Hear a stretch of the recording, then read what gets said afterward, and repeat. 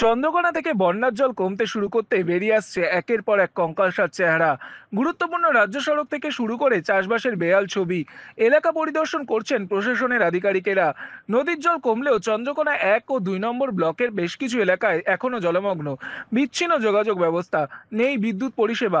এলাকাতে পানীয় জলের সমস্যাও দেখা দিয়েছে। কৃষিকাজের ব্যাপক ক্ষতির আশঙ্কা করছে কৃষকরা। জল কমতেই চন্দ্রকোনার একাধিক প্লাবিত এলাকা থেকে কঙ্কালসার চেহারার ছবি উঠে আসছে। চন্দ্রকোনার পলাশবাড়ি থেকে শ্রীনগর যাওয়ার গুরুত্বপূর্ণ রাজ্য সড়ক জলমগ্ন ছিল। জল কমতেই সেই রাজ্য সড়কের কঙ্কালসার চিত্র বেরিয়ে এলো। সব একবারে খড়গপুর থেকে তারকেশ্বর পর্যন্ত এই রাস্তায় যাতায়াত করা যায়। এখন চারদিকে সব ভেঙে গেছে, যে বন্যায় ডুবে গেছে, ঘর বাড়ি বাদাম তিল সব নষ্ট হয়ে গেছে। বন্যার কারণে সব ভেঙে গেছে। এখন এই হেঁটে হেঁটে যাচ্ছে এসছে, মানুষের খুব বিরাট অসুবিধা করছে।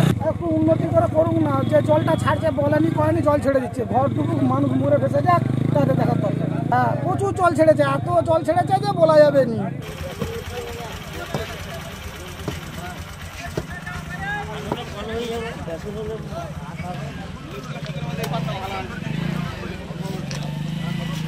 চন্দ্রকোনা থেকে নিজস্ব প্রতিনিধি রিপোর্ট, এনএম নিউজ। আরও খবরের আপডেট পেতে সাবস্ক্রাইব করুন আমাদের ইউটিউব চ্যানেলটি আর বেল আইকনে ক্লিক করুন নোটিফিকেশনস পেতে।